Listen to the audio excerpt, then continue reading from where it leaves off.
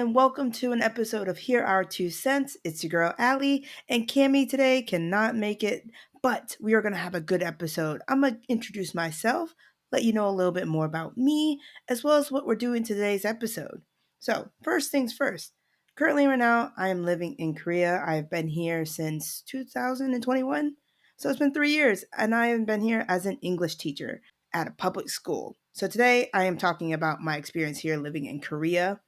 It's been an incredible journey, and I've been able to teach kids from elementary school, middle school, high school. So I've done all three levels. The only thing I haven't done is university. And it's been a great experience. So I wanted to share that because there seems to be on our TikTok page a lot of interest in my time here. So I thought, let me answer your burning questions. And then also, maybe you're interested in coming to Korea. So let me tell you about my experience being here, or you're wanting to know about teaching abroad, or you just want to hear some fun stories. That's what we're going to do today, okay? So buckle up and let's get going. Now, the first question you guys had for me was, how did you move to Korea? Now, I need you guys to think back. Think back to how it was in 2020, 2021. All right. We were going through a lot. And the first thing I did was I actually called my friends who lived in Korea. And I called them up and blessed them because they were so helpful and so kind and willing to listen to me talk and talk and talk and ask them a bajillion questions. And I just talked to them. How was the work culture in Korea? How was living in Korea? How was living in Korea as a foreigner, right? And just getting their perspective on things and talking to them. And then I did what any of us do once we talk to someone who's lived it and experienced it. We also go onto the internet. I started doing my online research that way, started following people who lived abroad. And after doing my own research, I was like, why not? I don't got kids. So I jumped on it. And one of my friends actually recommended me a recruitment agency. So I was recommended a recruiting agency called Korean Horizon. I definitely recommend it if you're trying to move to Korea and teach in Korea. They break it down for you, okay? They give you a step-by-step process. I turn in the forms to my agency. They go through, they look at all my documents, make sure everything's in order, and I felt so relieved. I felt like everything was taken care of. Communication was constant. I never felt like, oh man, they never got back to me or what's going on. I always was informed about every step of the way. So let me break that down for you guys, because keep in mind my time frame of when I applied and got to Korea will be a lot different than the current intake classes, because I was doing this when COVID was still a big thing and travel and everything was still restricted, and we had different rules back then. So give me 1 second here. So originally, I sent an email to Alistair, who is the one in charge of Korean Horizon, said, hey, I'm interested in applying for this program and I want to teach abroad. And he got back to me literally the next day. Cool. Here's the things I need from you. This is what we need to get done.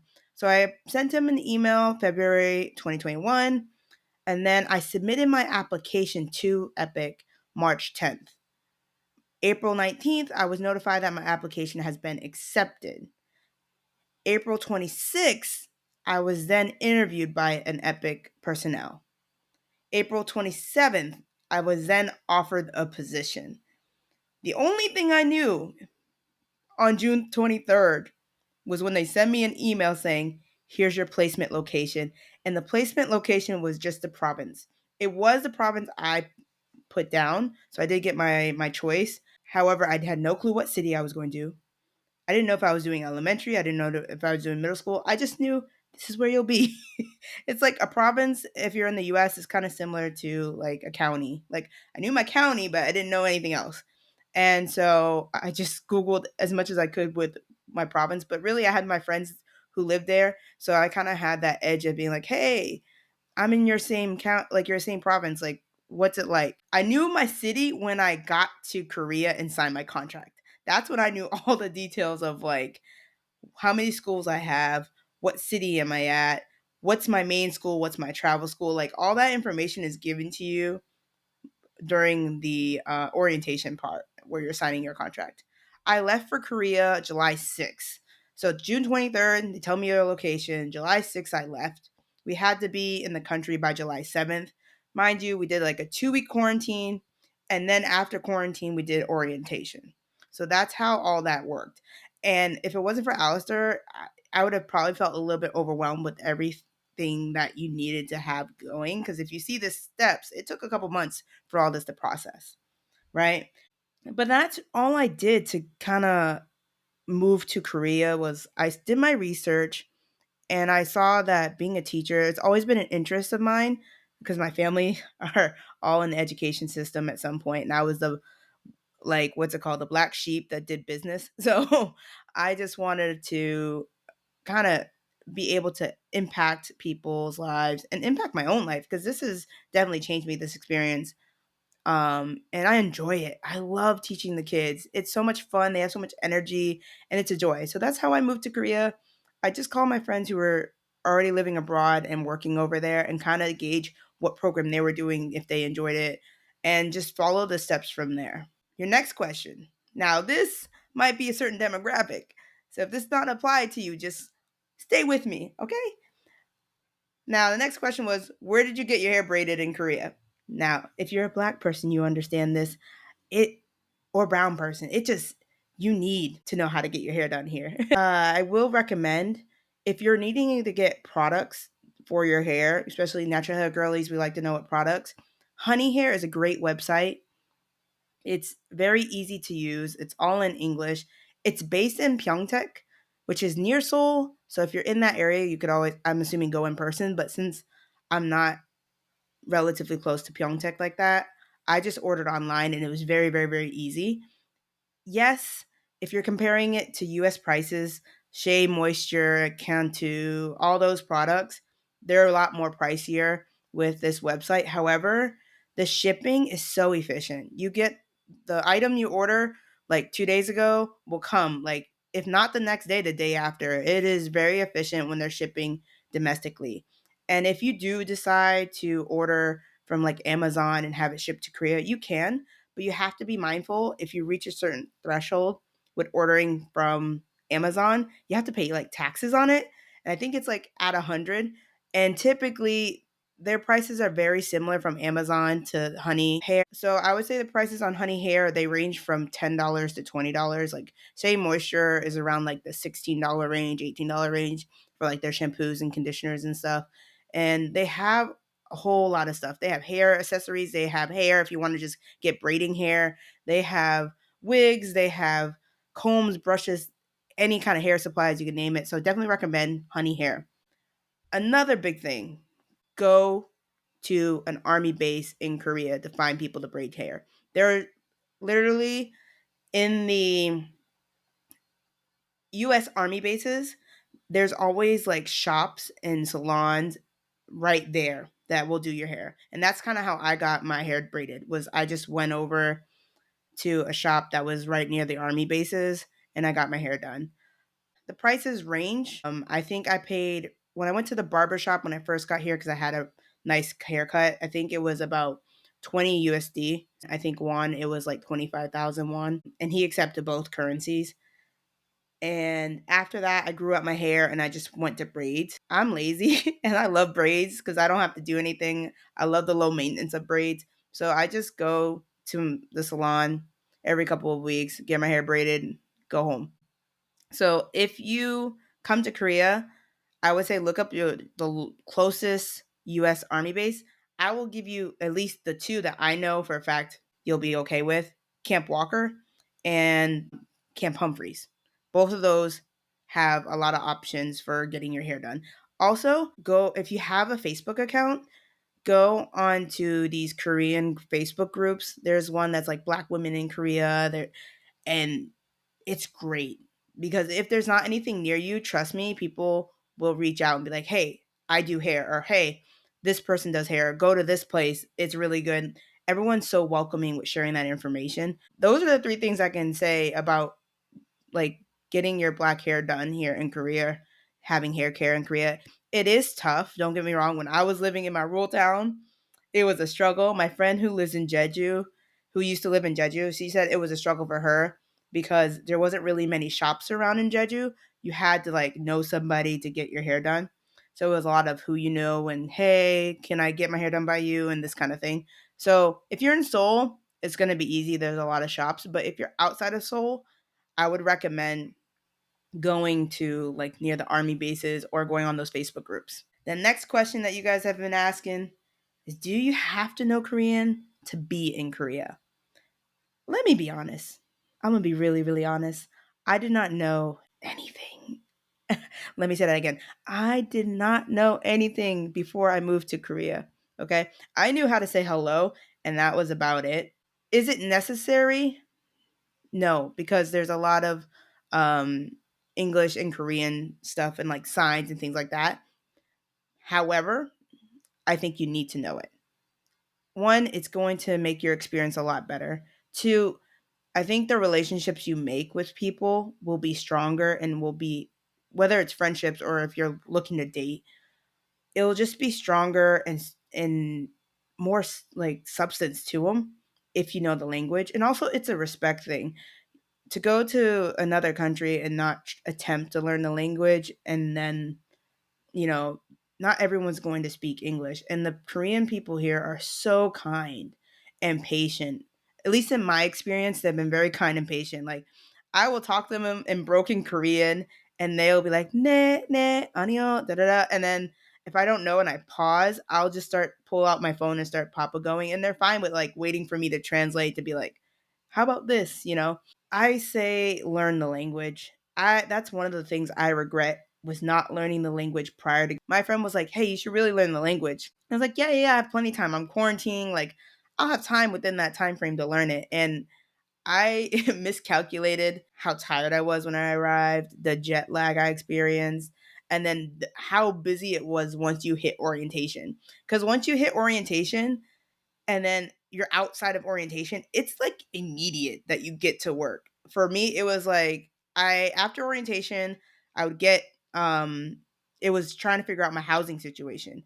And housing situations, whew. Now, some had it easy and some had it a little bit rough. And everyone's situation is different. Mine was an interesting experience because the person that I was replacing didn't know that I was replacing them. And so when I got to his apartment, he was very shocked that another foreign teacher was there, like another native teacher was there. And then he was like, "Oh, I didn't like clean up the place because they didn't tell me no one was coming by to take over and da da da da." And then they were like, "Do you want this place or do you want that place?" And he was telling me like, "Oh, ask for this or ask for that." Knowing the language will help you in all aspects. And right now, I am trying to get back on studying. I'm trying to like take it a little bit more seriously and not being so lazy about it. I feel like my ear for Korean has gotten better, but my speaking level is so low and it's not where I want it to be.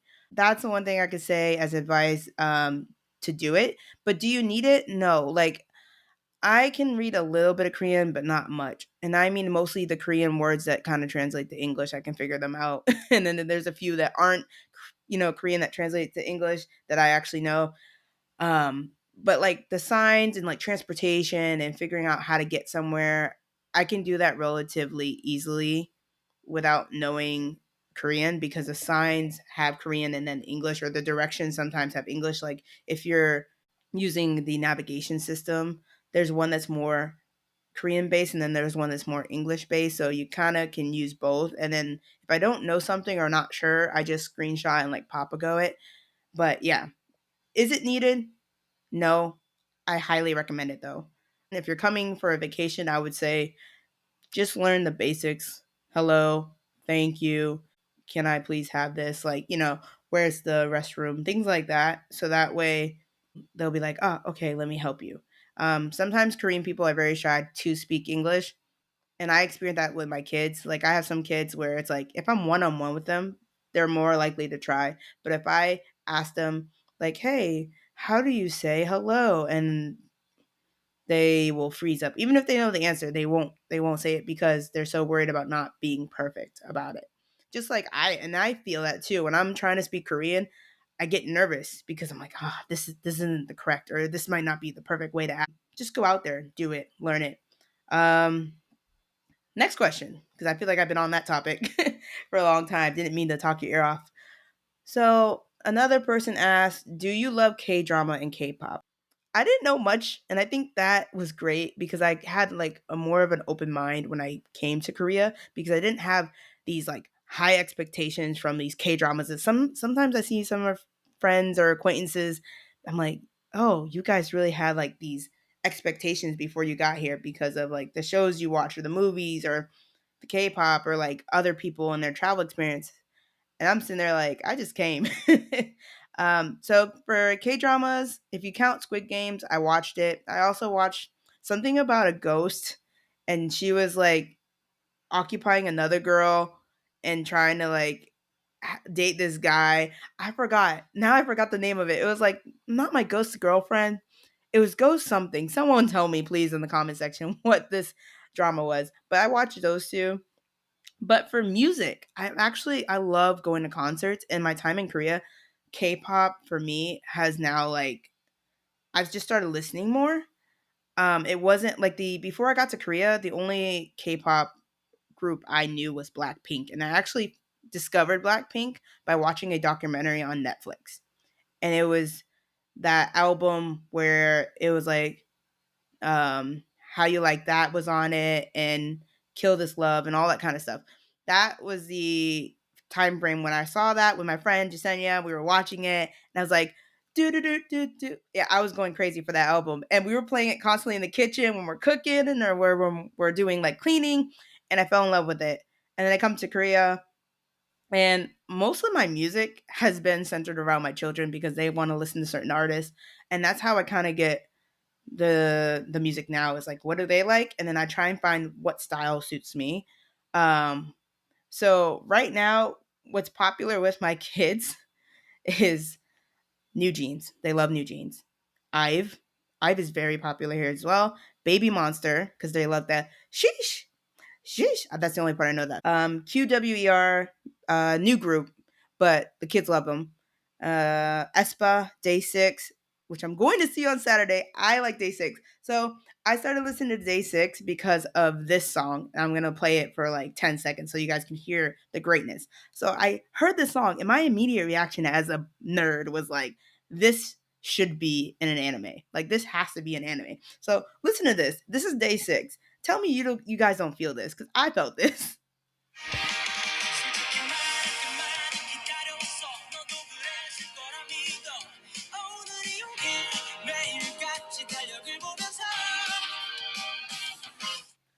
Come on, doesn't that sound like it's some from a show? And if it is, let me know. But I heard that song and I was like, "Who is this? I need to figure them out." And then I started listening to them more and more and more. My girls love 17, TXT, Tomorrow by Together by yeah, Tomorrow by Together. They love them. Um, I've grown to love a lot of these groups. So I love going to concerts, and that's kind of how I discovered a lot of these artists that I didn't know prior. I go to a concert and be like, I like this song, and then just be like, Shazam, who is this? And then I'd be like, okay, adding that to the list. But some of the people I've seen live, I've seen Psy. Psy live is amazing. Okay, that man has a laundry list of songs and bops and hits that he just I mean, I know in America we heard about Gangnam Style, and that was really it. It kind of like that blew up, and then you didn't really hear much from him on the American side. I feel like in like regular radio, but in Korea, it's like I hear a lot more of his song and a lot more of his discography. It's so good. But I saw Psy, I saw QWER, I saw Blackpink, I saw Simon. He was a rapper. I saw Jesse. I saw the guy from Show Me the Money, and I'm blanking on his name. What's his name? I'm blanking on his name. Is it Bo? It's like BE and then apostrophe O. He was on. It was the guy from Counting Stars and Limousine. But anyways, I've seen some of them, and it's been great. I've enjoyed their concert. Um, Also, I think right now my current favorites have to be Ive. Blackpink is always going to be in the shakeup. Day Six is also some a group that I like. NCT Dream, I like them. Who else is there that I'm really liking at the moment? IU, love IU, and IU is kind of like Korea's Beyonce. That's how I think about you. She is so talented. She sings very well, and I just love her voice. Right now her new song is like Love Wins All or something like that, and I love it. Espa, I do like Espa. I like Stray Kids too. Stray Kids, yes. I love Stray Kids. ATs. I saw ATs in concerts as well, and they were really good. I actually didn't know a thing about them because my friend Hannah is obsessed with ATs. And so her energy was like, girl, I'll go. Let's go to a concert. So we go to this concert. No clue. Has anyone ever done that? Go to a concert, you don't know one song from them? Well, I went and I was just there for a good time. And one of the guys on that in that group was so impressive with his high notes that I was just like, man, I need to really look up this group's songs. And I started to really like them. Anyways, that was me rambling about K pop. Do you have any tips for living in Korea? Now, I would say if your job doesn't provide you with housing, then I would say to save up money because housing in Korea, the renting itself is not bad, especially if you're coming from America. You'll be like, wow, this isn't that bad. It's the key money or the deposit money that's bad. All right. The key money and the deposit money is intense, and that's what you need to save up for. I am lucky that my job provides housing. And if I do want to go outside of that, then yes, I would need to save up money for key money. But I've heard that people drop $5,000, $10,000, $8,000, just depending on key money or deposit money. And the more you put down for the deposit, the lower your rent is. I think someone was explaining it to me. I'm just thankful I don't have to go through the headache, but just in case, I would do that. I also say save up money and bring money with you because if you're not used to getting paid once a month and it's at the end of the month, like I was in my old job was paid weekly. So the adjustment to getting paid once a month and it's at the end of the month, I had to change up my habits a little bit just until I could get into the rhythm of that. So, just to give you a heads up, you come to Korea, you're getting paid at the end of the month. So, I would bring money to kind of get you okay until payday. Another thing for tips, let's see. Banking. Now, banking for foreigners is always a little wonky, in my opinion. I remember looking up all the different banks that people are saying are great for foreigners or that is foreigner friendly or very efficient and good. I will say this I love Hana Bank. Hana Bank has an English line you can call, okay? I was able to get a Hana Bank account with my passport. So when you come to Korea, you have your passport. You do not have your ARC yet.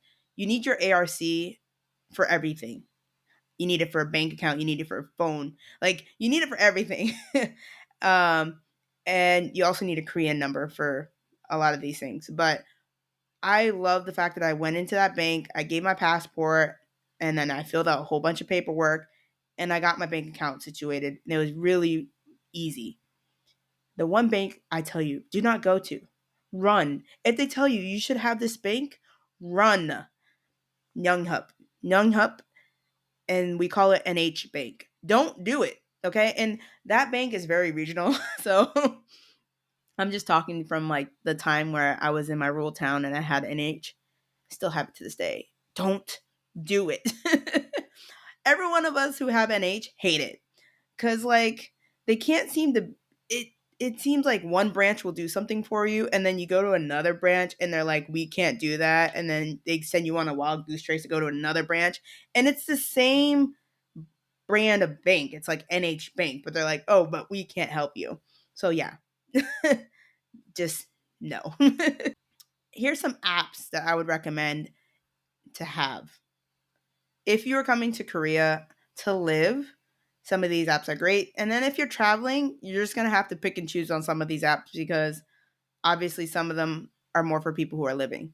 So the Kakao trifecta. You need Kakao Talk, Kakao Maps, and Kakao Taxi. Kakao Taxi is like Uber or Lyft.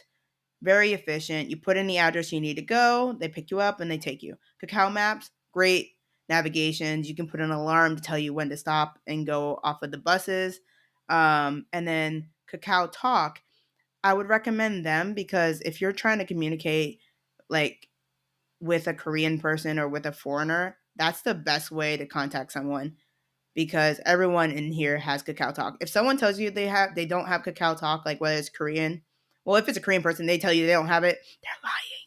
They're trying to hide something, really, because everyone has it here. Everyone has Kakao Talk, and it's kind of like their messenger app. That's what they use to like communicate and text, and you can call and you can send gifts on there. You can do a lot on there. You can pay for things on there. So if you're living here, Kakao Talk could be, it's like similar to, I can't even give it a similarity right now because it's a little bit of everything, but it's like your Apple Pay, your Messenger, and in a sense like Instagram all in one because people like to put their pictures on there and have like a slideshow of pictures to be fancy. But yeah, um, recommend those three apps.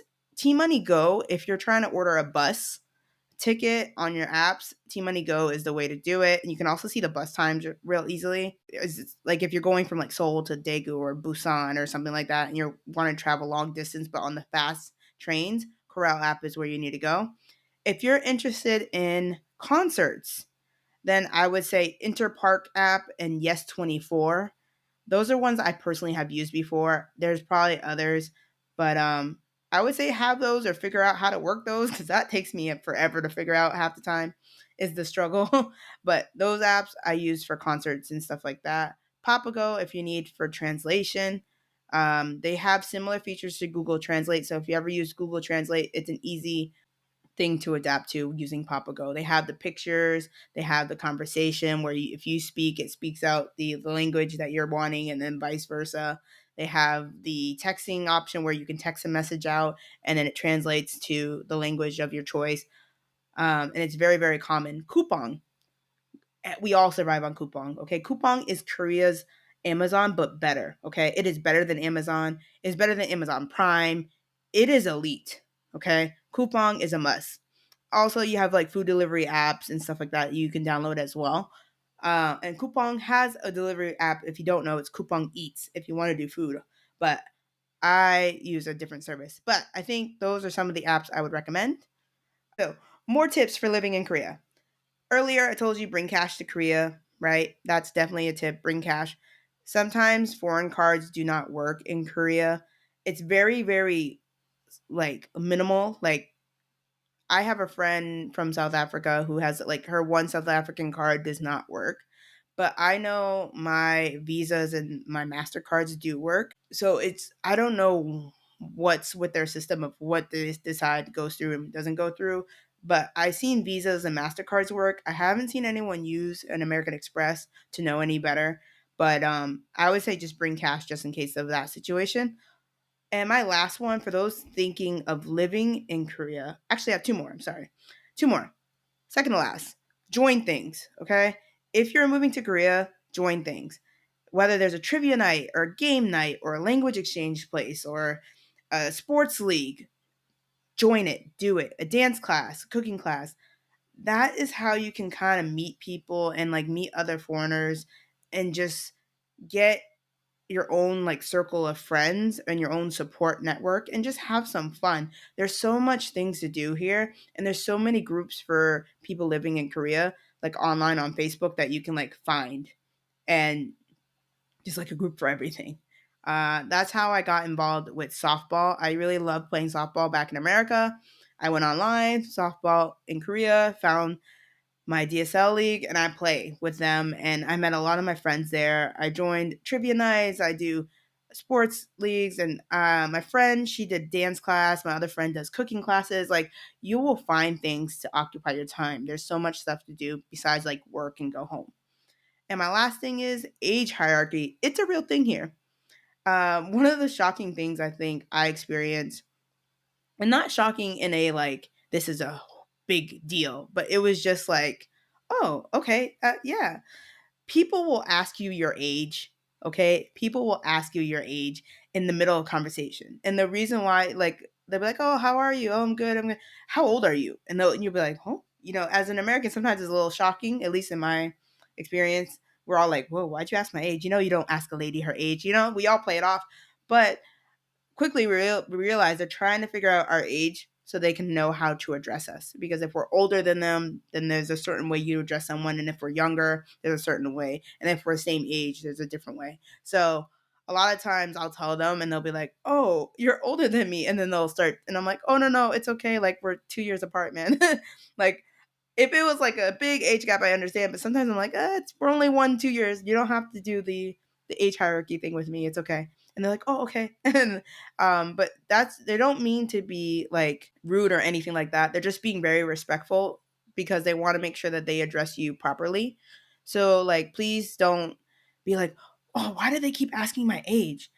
They just want to know how to address you, and they want to make sure they're doing that with respect. And I just was shocked the first like 2 times, and then after that I was like, yeah, this is the thing. I'll be like, okay, I'll answer your questions.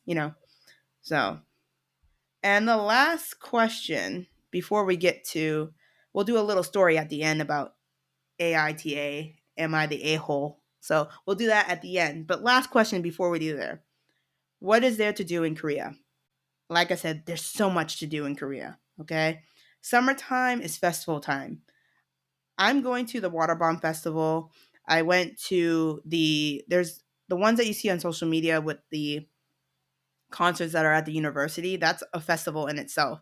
And all these schools have different performers. The beauty about these university festivals is it's a free concert, guys, at least in the ones that I've gone. So for free 99, it's amazing. But even if it wasn't, it was a great show. I loved it and enjoyed it. Anything you can think of is here. Beaches are amazing. Walking around the park, there's so much scenic or like nice scenery around Korea that I would recommend just walking.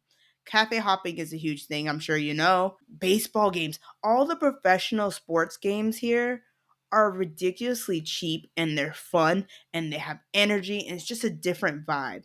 So I would say if you're into sports, baseball game, I think I spent like 12,000 won or so, or 15,000. No. Yeah, it was like 10,000 won, which is like $9. And I got a good seat. And it was, in a nice cheering section, and like it is not expensive to go to these professional games and just have a good time, eat some chicken and drink beer kind of situations. Like it's very much accessible to anybody, and I love it. I go to theme parks. I have friends that like to hike. I'm not a hiker, but I'll go if like we're doing a cafe. Like I need to reward myself with the workout. Like I said earlier, cooking classes, dance classes, things like that you can do. Spring season, the huge thing about spring, and I don't think Korea gets enough praise for it, is the cherry blossom season. There's so many cherry blossom festivals in the springtime, and it's phenomenal. It's beautiful. I would recommend going to Jinhae. Beautiful. Jinhae has its own festival. It's going to be crowded if you go to Jinhae, but I don't think a lot of foreigners go to Jinhae because they all go to Seoul. So like there are a few foreigners who go, but it seems like most everybody likes to go up to Seoul. You can go to Seoul. Seoul is nice as well. Daegu is great. Gyeongju in itself is pretty in fall. I love visiting in fall, but spring gives it a close second because fall time is just phenomenal there too. I would say doing those kind of festivals are also cool. You can do Seoul and do the palaces and temples and things like that as well. But there's so much to do here. Okay, just go and explore. No, but definitely recommend checking those things out. Now, let's go through this Reddit post. I went on a second date with a cute guy I met off Bumble. He's a Korean expat. Last year, I started learning Korean. COVID was driving me insane, and I picked up some new hobbies because all my regular hobbies weren't possible during lockdown. Lap swimming, board games, evenings at the local cafe, etc. One of those hobbies was learning Korean. I wanted to learn a language with a different alphabet, and Hangul is really easy to learn. I picked it up for fun and am not very good at it. It's slow going, but it's going. First date was really basic. My learning Korean didn't come up. We just had fun time and the conversation flowed naturally. So I didn't think to halt the flow to say it. I didn't think it mattered. It's not like I'm any good. Yesterday, during our second date, it did come up.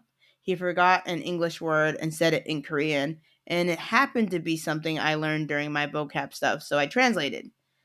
He was really surprised. When I said I knew some words and was slowly picking up grammar stuff, he seemed really frustrated. He wasn't angry, but he seemed angry. He spoke in an accusatory tone and asked me why I didn't tell him I was learning Korean. I told him it didn't come up last time and it did now. I asked if it was a problem because I didn't understand the reaction. He cut the date short after telling me I should have told him I was one of those girls. I don't know what that means. I wasn't going to use him for linguistic purposes or anything. I have a good job here, so I don't want to immigrate over there for work or anything. Is there some cultural boundary I crossed? AITA. So, am I the a hole? I'm going to say it's no. I think he has some trauma that he's going through, and he just thought when people say one of those girls, they're referring to the term Koreaboo, and Koreaboo is like those people who are obsessed with K-pop and K-dramas and Korean men, and it's not the obsession of those things, but like the way they turn those things into like a fetish for these guys and like are so invested in these guys.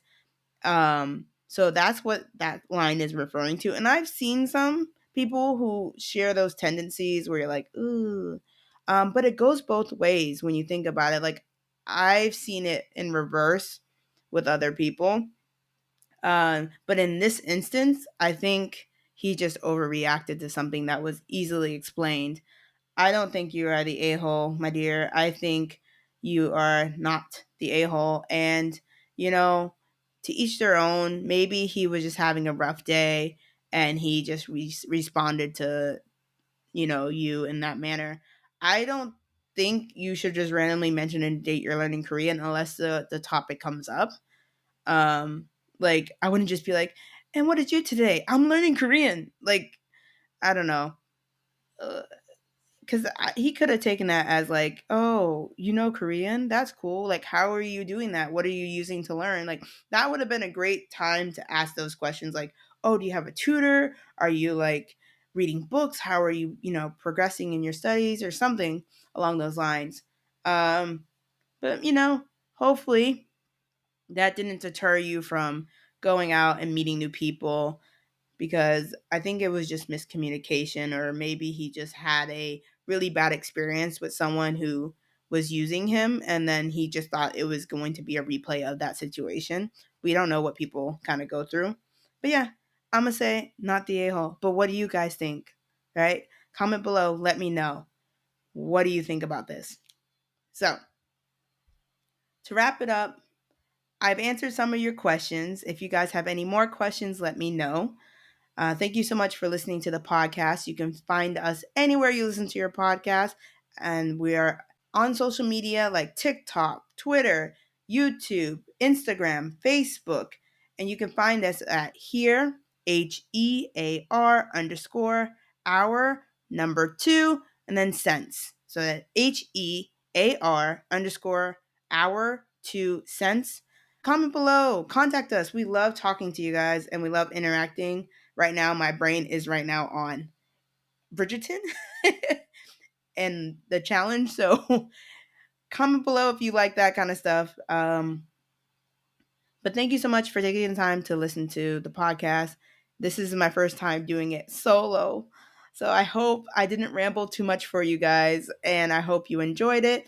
If you have more questions, contact us on TikTok or Instagram or Facebook, and we will do another one. Or maybe I'll ask some other friends of mine and get their perspective on things. I've been here for 3 years and I'm truly, truly enjoying my time here. And I would recommend anyone to come visit Korea because it's a great place to be. Yes, there's ups and downs. It's not perfect, but I love it here. So thank you guys so much for listening and have a good night or a good day wherever you are in the world. Bye.